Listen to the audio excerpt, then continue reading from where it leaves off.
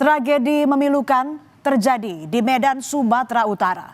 Seorang ibu yang semasa hidupnya mengabdikan diri sebagai perawat dan pelindung buah hatinya, ternyata hidupnya berakhir justru di tangan sang buah hati.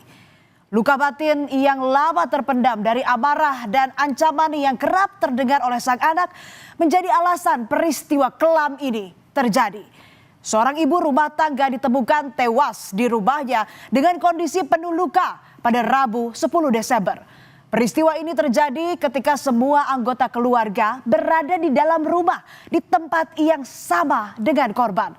Yang paling menyakitkan, ternyata sang putri yang masih berusia 12 tahunlah yang menjadi sosok penghilang nyawa bagi sang bunda.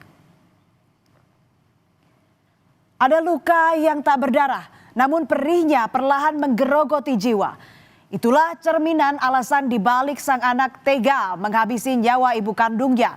Sosok yang pernah menimangnya, sosok yang melahirkannya ke dunia. Hasil penyelidikan polisi menyatakan pembunuhan dilakukan oleh sang anak akibat dipicu perlakuan korban yang kerap melakukan kekerasan dan ancaman terhadap anggota keluarganya. Sakit hati memuncak setelah korban menghapus aplikasi game online di ponsel pelaku.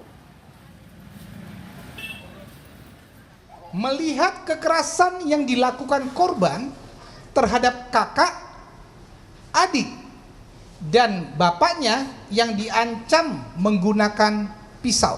Ini dilihat oleh si adik. Kemudian melihat kakaknya, maksudnya adik melihat kakaknya yang dipukuli oleh korban menggunakan sapu dan tali pinggang. Si korban sakit hati karena game online-nya dihapus. Korban melihat game Murder Mystery pada season Kills Others menggunakan pisau. Dan menonton serial anime DC pada saat adegan pembunuhan menggunakan pisau. Karena rasa sakit hati yang tak terobati menjadi motif sang anak tega membunuh ibu kandungnya. Psikolog forensik Irna Minauli menyebut secara psikologis pemikiran anak memang masih labil sehingga tak jarang anak menjadi keras kepala dan gampang marah. Menurut Irma, anak yang berkonflik dengan hukum merupakan anak yang cerdas. Dari hasil pemeriksaan yang dilakukan terhadap anak tersebut, tidak ditemukan adanya gangguan mental, halusinasi, dan delusi. Namun kejadian ini memungkinkan terjadi akibat pengalaman buruk yang dialami dan dirasakan atau disaksikan oleh sang anak. Memang secara psikologis anak ini juga masih labil secara emosional ya. Jadi ada keinginan agresivitas yang cukup tinggi, empati yang mungkin masih kurang berkembang, kemudian juga kurang berinteraksi secara sosial ya. Tetapi hal ini juga lazim terjadi pada anak-anak remaja ya. Anak remaja mana yang enggak keras kepala, anak remaja mana yang enggak pemarah misalnya. Jadi ini overlap antara kecenderungan conduct disordernya dengan fase perkembangan remaja yang dia alami gitu ya. Jadi kalau dilihat kemungkinan terjadinya peristiwa ini bukan karena adanya gangguan kesehatan mental ya. Jadi lebih ke arah misalnya pengalaman kekerasan yang dialami, yang dia saksikan. Peristiwa ini terjadi pada Rabu 10 Desember 2025 sekitar pukul 4 pagi. Korban saat itu tidur bersama kedua anaknya di kamar lantai 1. Anak kedua korban yang tidur di samping korban tiba-tiba terbangun, kemudian melukai korban.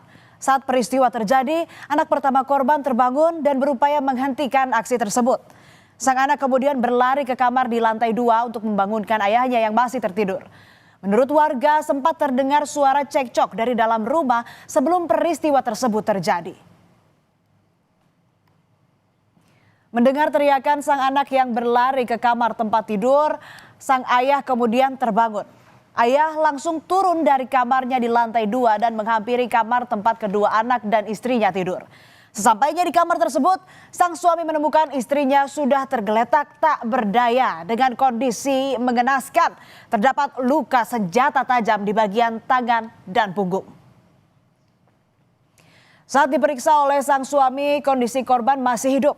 Melihat kondisi istrinya kritis, sang suami segera meminta pertolongan rumah sakit. Ambulans pun didatangkan untuk membantu membawa korban. Namun nyawa korban tak terselamatkan. Ia meninggal di rumahnya. Warga yang tiba di lokasi melaporkan kejadian tersebut ke polisi dan jenazah sang ibu dibawa ke Rumah Sakit Bayangkara Medan untuk diotopsi. Polisi yang datang ke lokasi langsung menggelar olah tempat kejadian perkara dan memeriksa sejumlah saksi termasuk kedua anak dan suami korban. Dari lokasi, polisi menyita sejumlah barang bukti termasuk pisau yang diduga digunakan sebagai senjata dalam kasus pembunuhan ini. Polisi langsung melakukan penyelidikan terkait kasus pembunuhan ini. Penanganan kasus ini dilakukan dengan mengedepankan sistem peradilan pidana anak. Anaknya yang bunuh sekitar umur 12 tahun. Oh gitu. Lebih kurang. Kalau kondisi luka-luka ada Pak? Banyak. Di bagian mana Pak? Punggung. Terus? Tangannya satu. Polisi menyebut anak bungsu korban kini berstatus sebagai anak yang berkonflik dengan hukum. Sang anak kini merasakan penyesalan usai menghabisi nyawa ibunya. Polisi menjelaskan korban selama ini sering memarahi keluarganya dan mengancamnya dengan pisau. Hal itulah yang menjadi salah satu pemicu sang anak melakukan pembunuhan.